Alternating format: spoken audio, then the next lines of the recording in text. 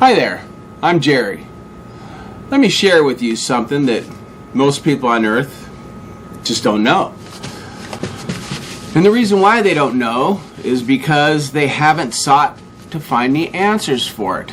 Many have questioned, but never actually looked for the answers. The key is Acts 15:18. All of God's works are known to him from the beginning of the world. Well, let's think about that.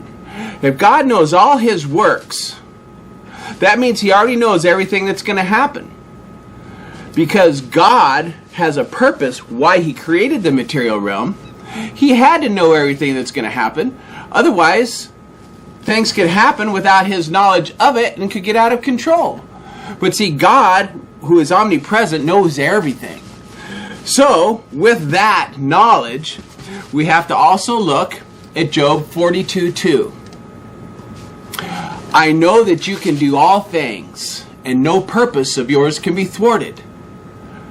Those are pretty intense words as we look at history and see how things have rolled into what we are today. For instance, and this is the most significant one, when Lucifer deceived Eve. In another video, I explained all that to you, but let's look at that again. We'll revisit that really quick. When Lucifer deceived Eve, he didn't do anything that God did not already know what he would do. Acts 15:18. All of God's works are known to him from the beginning of the world. In order for him to know all of his works, he had to know everything that was going to go on. And remember, Lucifer was cast to the earth with the 8 other planets in this solar system and 200,000 stars in the galaxy that we live in, the Milky Way, and then the other 1,000,000+ galaxies in the universe.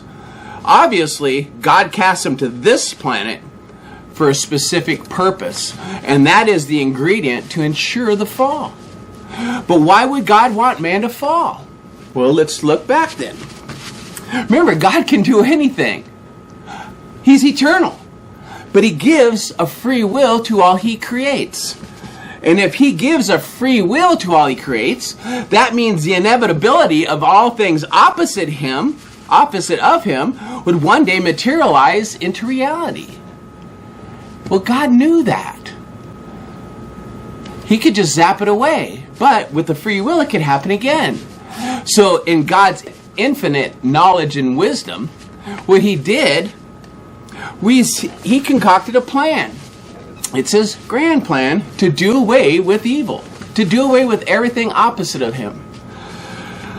Now, many of these things are explained in the language of explanation, just so happens to be the English language. I'll do another video explaining that. So for right now, you just listen to here. So when God created the material realm, it was for a specific purpose. Remember, God already knows everything, and he's the only one that does. Hence, Jesus said God alone is good. The reason why he is good?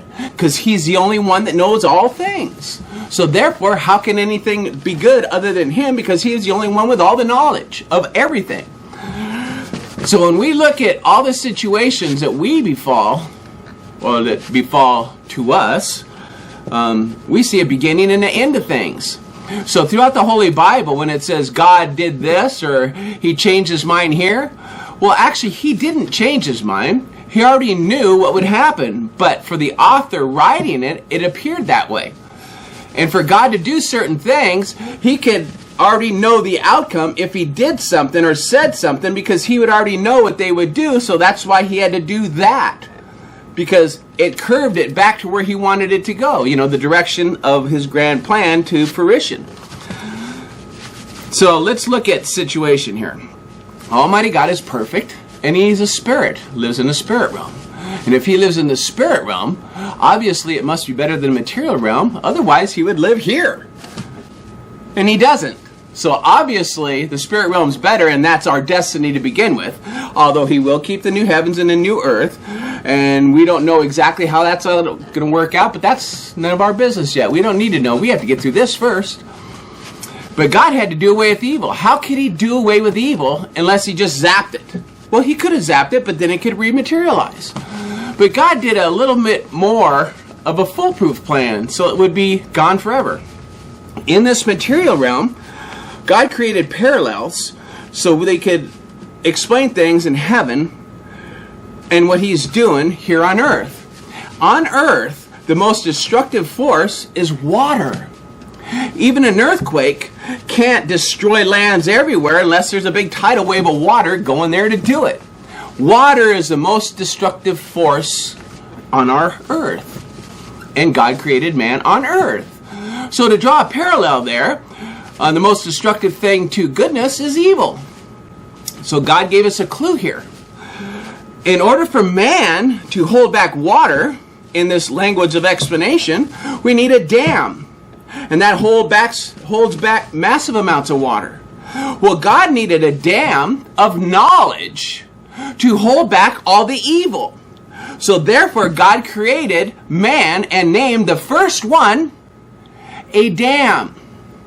So the dam could be created through the teaching, the lesson, from the beginning of his plan to the fruition of it, so that when it's all done, death itself, which is the most evil thing to man, could be cast in the lake of fire, and Hades, which is hell and all that stuff, will be cast in the lake of fire. And from then on, evil will have been done away with behind a dam of knowledge that God taught all of his creation, so we too can become good.